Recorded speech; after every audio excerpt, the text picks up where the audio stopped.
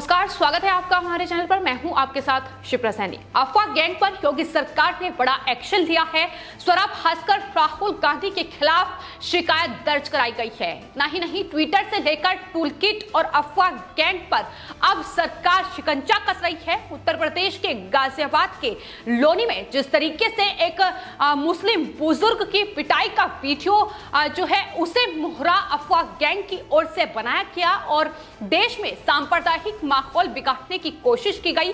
लेकिन अब उत्तर प्रदेश के मुख्यमंत्री योगी आदित्यनाथ और उत्तर प्रदेश की पुलिस ने इन देशद्रोहियों की साजिश को नाकाम कर दिया है। इसे माकूल जवाब भी दिया जा रहा है। वायरल वीडियो की सच्चाई सामने आने के बाद भी टूलकिट और अफवाह गैंग ने ये अपना फर्जी प्रोपेगेंडा जिस तरीके से जारी रखा।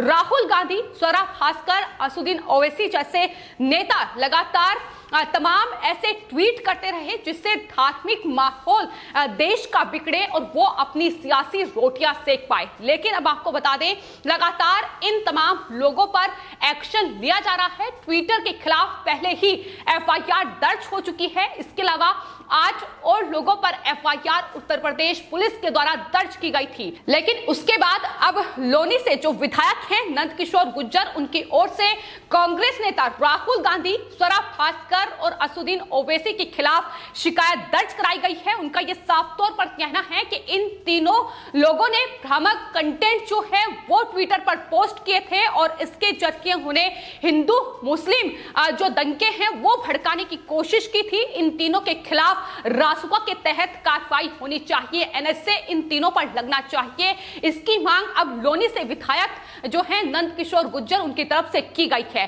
तो लगातार जो गुस्सा है वो राहुल गांधी, कांग्रेस पार्टी, आम आदमी पार्टी और स्वरा भास्कर, तमाम उन लिबरल पत्रकारों के खिलाफ देश में बढ़ रहा है जिन्होंने इस वीडियो को अपने सोशल मीडिया प्लेटफॉर्म पर शेयर किया और कहीं ना कहीं देश में सांप्रदायिक माहौल बिगाड़ने की कोशिश की।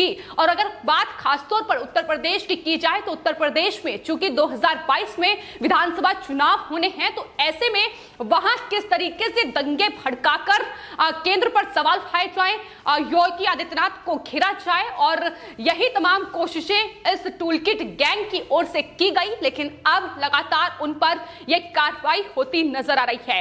फिलहाल आपको बता दें, लोनी की यह घटना है और वहां के विधायक ने यह शिकायत दर्ज कराई है। उनका यह साफ तौर पर कहना है कि इससे यह पता चलता है कि दरअसल इस मामले को हिंदू मुस्लिम का रंग देने की पुरजोर कोशिश की गई। ये एक सुनियोजित षड्यंत्र था जो पहले से ही तय था। उन्होंने कहा कि किसी अंतरराष्ट्रीय साजिश का हिस्सा ये पूरी घटना नजर आती है, क्योंकि पहले जिस तरीके से ये घटना सामने आई, ये वीडियो सामने आई, लेकिन उसके कुछ ही दिन बाद एक दूसरी कहानी जो है वो उस मुस्लिम बुजुर्ग ने बयां की और जिसमें आपको बता दें उसकी तरफ से ये कहा गया कि जय श्री राम का नारा जबरदस्ती बुलवाया गया है। लेकिन इस पूरे मामले में मुस्लिम युवकों की ही गिरफ्तारी हुई।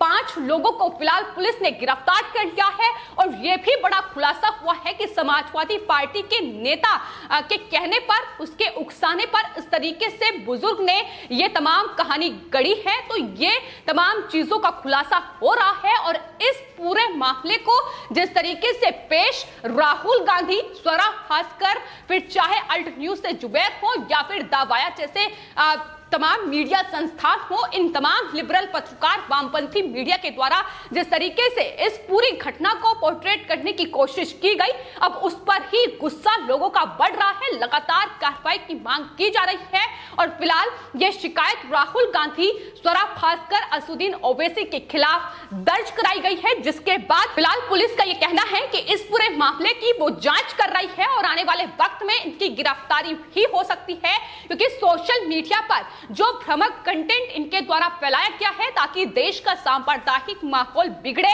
यही इनका गुनाह है जिसके लिए इन्हें सजा मिलनी चाहिए। ये मांग लगातार लोग कर रहे हैं। तो आपको बता दें, जिस तरीके से सोशल मीडिया पर और खासतौर पर ट्विटर के जरिए एक प्रोपेगेंडा इस टूलकिट और अफवाह गैंग के जरिए फैलाया गया, तमाम ऐसे लिबरल पत्रकार, वामपंथी मीडिया ने इस टूलकिट गैंग का साथ दिया। अब इसको लेकर न सिर्फ उत्तर प्रदेश प्रदेश, आपको बता दें राजधानी दिल्ली में भी शिकायत दर्ज कराई गई है। इस पूरे मामले में स्वराब भास्कर, आरफा खानम शेरवानी जो कि द वायर पर देखने को मिलती हैं और किस तरीके से लोगों को धार्मिक माहौल बिगाड़ने के लिए उत्तेजित करती हैं, ये उनकी तमाम जो पोस्ट है उसमें साफ तौर पर दिखाई देगा। इसके अलावा आसिफ खान और ट्विटर इंडिया के जो प्रमुख है मनीष माहेश्वरी, उनके खिलाफ पुलिस में यह शिकायत दर्ज कराई गई है। दिल्ली पुलिस के स्पेशल सेल ने यह शिकायत जो है दिल्ली के तिलक मार्ग पर दर्ज की है और लगातार अब इस पूरे मामले में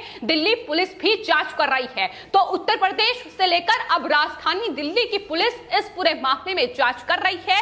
आपको बता दें ये जो शिकायत है एक अधिवक्ता की ओर से दर्ज कराई गई है, जिसमें साफ तौर पर यह कहा गया है कि इन तमाम लोगों के द्वारा और खास तौर पर ट्विटर ने जिस तरीके से इस टूलकिट गैंग, अफवाह गैंग का साथ दिया है, उसको लेकर भी नाराजगी ट्विटर के खिलाफ बढ़ रही है। हालांकि ट्विटर पर एफआईआर उत्तर प्रदेश में दर्ज हो चुकी है, लेकिन अब दिल्ली में भी यह शिकायत उसके खिलाफ दर्ज की गई है। तो हाल ही में कांग्रेस का टूलकिट जो सामने आया, जिस तरीके से उसमें तमाम बातें, तमाम दिशा निर्देश कांग्रेस पार्टी ने अपने कार्यकर्ता और पार्टी के नेताओं को दिए थे, उसमें साफ तौर पर दिखाई दिया था कि किस तरीके से धार्मिक दंगे भड़काने की साजिश और षड्यंत्र कांग्रेस पार्टी रच रही है।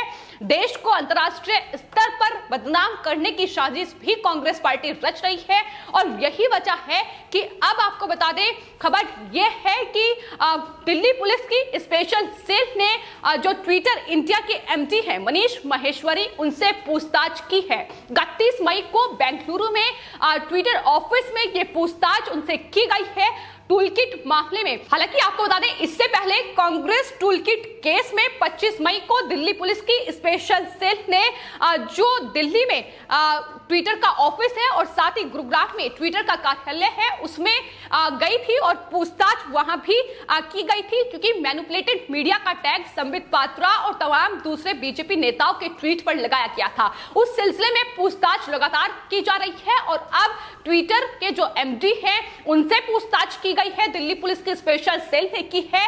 यह खबर सामने आई है तो जाहिर तौर पर इस टूलकिट गैंग पर शिकंजा कसा जाना चाहिए, क्योंकि जिस तरीके का साजिश और षड्यंत्र ये टूलकिट गैंग अब तमाम पार्टियों को एक साथ लेकर रच रहा है, जाहिर तौर पर सांप्रदायिक माहौल बिगाड़ने की यह साजिश। और उत्तर प्रदेश में चूंकि विधानसभा चुनाव होने हैं, ऐसे में किस तरीके से ये माहौल बिगड़े और वो अपनी सियासी रोटियां सेक पाए, इसकी कोशिशें तेज हैं। तभी भगवान राम पर अब राजनीति चरम पर है। कांग्रेस पार्टी जो भगवान राम के अस्तित्व से ही इनकार करती है, वो अब भगवान राम पर राजनीति कर रही है। आम आदमी पार्टी जो राम मंदिर की जगह अस्पताल और वहां स्कूल बनने चाहिए, विश्वविद्यालय बनना चाहिए, इसकी मांग करती हैं, वो अब उन्हें राम मंदिर निर्माण में जिन लोगों ने चंदा दिया है उनका डर सता रहा है। तो ये इन पार्टियों की असलियत है जो लगातार सामने आ रही है। अखिलेश यादव घिरे हुए हैं क्योंकि इस पूरे मामले में उनके पार्टी के नेता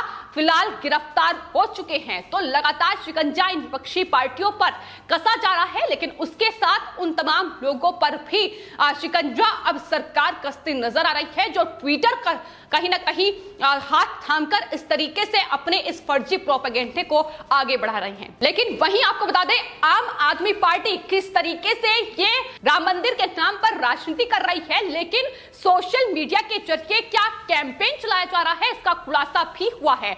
कपिल जो कि सोशल मीडिया टीम के एक सदस्य हैं आम आदमी पार्टी के, उनका एक ट्वीट है। ट्वीट में वो ये अनुरोध कर रहे हैं कि दरअसल सोशल मीडिया पर तमाम लोग इंटरनेशनल न्यूज एजेंसी, एक्टिविस्ट और पॉलिटिशियन को ये बुजुर्ग मुस्लिम की जो पिटाई का वीडियो है ये टैग किया जाए, ताकि इस पूरे मामले को अंतर्राष्ट्रीय स्तर तक पहुंचाया जाए। यानी ये फर्जी खबर जिसे अंतर्राष्ट्रीय स्तर तक पहुंचाने की कोशिश आम आदमी पार्टी कर रही है। इस पर आपको बता दें शिरोमणि त्रिपाठी का ट्वीट सामने आया है, जिसमें उन्हें जवाब दिया है और कहा है कि दरअसल केजरीवाल की टीम अब अपने एजेंट से झूठी खबर को अंतर्राष्ट्रीय स्तर पर फैलाने की अपील कर रही है। ये कहते हैं कि दुनिया भर में छवि खराब करने के लिए अफवाह फैलाओ और भारत में कितने बुरे हालात हैं ये विश्व को बताओ। तो इस तरीके से झूठी खबर का सहारा लेकर देश को बदनाम करने का यह षड्यंत्र अरविंद केजरीवाल, राहुल गांधी, अखिलेश यादव, प्रियंका गांधी वाड्रा, स्वरा भास्कर, असुद्दीन ओवैसी और ये तमाम लिबरल पत्रकार रच रहे हैं। अब इसकी सच्चाई एक के बाद एक सामने आ रही है। कांग्रेस का टूल किट पहले ही बेनकाब हो चुका है कि इस तरीके से देश के खिलाफ षड्यंत्र रचा गया, लेकिन उसके बाद अब समाजवादी पार्टी जो उत्तर प्रदेश में वापसी का जरिया खोज रही है, ये जो झूठी अफवाह फैलाकर उन्होंने देश में सांप्रदायिक माहौल बिगाड़ने की कोशिश की और खासतौर पर उत्तर प्रदेश में अब जवाब उसे भी मिल रहा है। और जिस तरीके से केंद्र सरकार और उत्तर प्रदेश की सरकार इस पूरे टूलकिट मामले पर एक्शन ले रही है, जाहिर तौर पर एफआईआर कई लोगों पर दर्ज हो चुकी है और आने वाले वक्त में भी राहुल गांधी, असुद्दीन ओवैसी, अखिलेश यादव और स्वरा भास्कर जैसे लोगों पर शिकंजा कसना बाकी है। फिलहाल आपके इस पूरे मामले पर क्या राय है, हमें कॉमेंट बॉक्स में जरूर लिखें और चैनल को सब्सक्राइब करें। धन्यवाद।